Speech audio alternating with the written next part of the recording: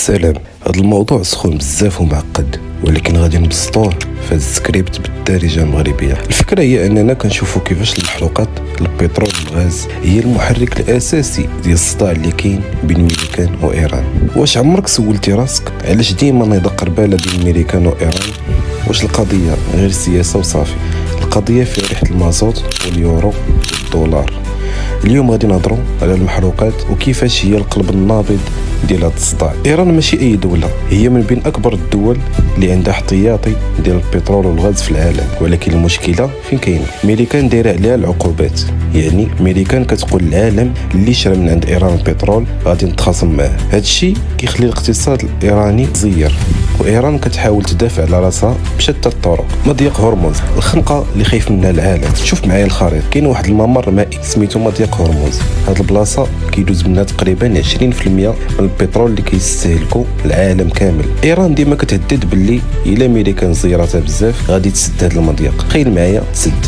الثمن ديال المازوت في المغرب وفي العالم غادي يطير للسماء، والاقتصاد العالمي كله يقدر يوقف. وهذا الشيء اللي وقع. ميريكان هو السالك اللي بياع وشراي.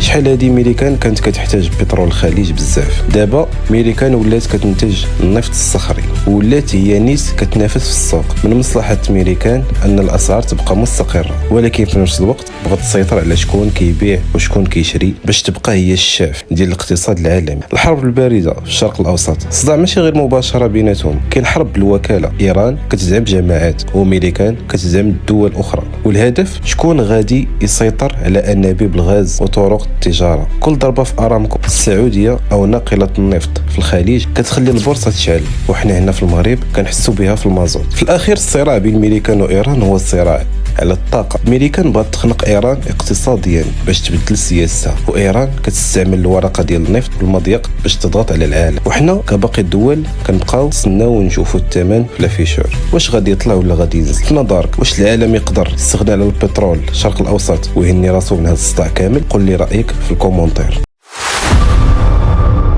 ولكن بلاتي حنا في المغرب بعد بالاف الكيلومترات على ايران وميريكان، علاش ملي كيشعل الصداع تما حنا اللي كنخلصوا الفاتوره في المحطه؟ اجي نفهموا هذا الكونيكسيون العجيب. المشكل الاول هو ان المغرب دوله مستورده، يعني حنا ما عندناش بترول، كنشريوه من السوق الدوليه بالدولار. وملي كتنوض الحرب او تهديدات بين ميريكان وايران السوق كيتخلع، والمستثمرين كيبداو يخافوا لتقطع البترول. داكشي علاش الثمن العالمي كيطلع في البلاصه، والمغرب حيت كيشري من السوق الدوليه كيضطر يشري بالغالي. ملي كيطلع الثمن البترول بسبب هذا الصداع، المغرب كيولي خاصو يخرج بزاف ديال الدولار باش يجيب السلعه. هادشي كيأثر على الميزان التجاري ديالنا باش الدوله تغطي هاد المصاريف. الثمن كينعكس مباشره على المواطن حيت ما بقاش عندنا نظام المقاصه، او بالاحرى الدعم على المحروقات. بحال شحال هادي دابا الثمن مرتبط بشنو واقع في العالم. تخيل معايا المازوت في المغرب ماشي غير طوموبيلات صغار، المازوت هو الكاميون اللي كيهز الخضره، هو طاكسي، هو الكار. ملي كيغلى المازوت بسبب الحرب ميريكان وايران الكاميون كيغلي ترونسبور، وفي الاخير البطاطا ومطيشه كيغلاو. يعني الصداع في مضيق هرمز كيوصل لينا حتى القفه ديال التقدير. المغرب فهم هاد اللعبه، داكشي علاش دابا كاين استثمار كبير في الطاقات المتجدده،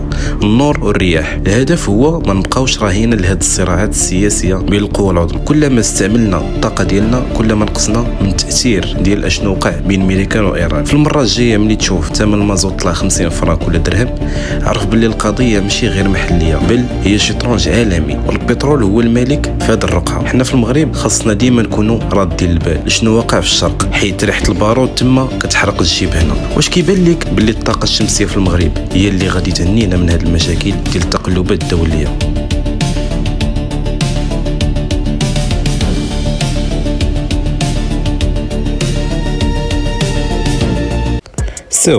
إلا وصلتي حتى لهنا فكما العادة شكرا من القلب. تشاو تشاو.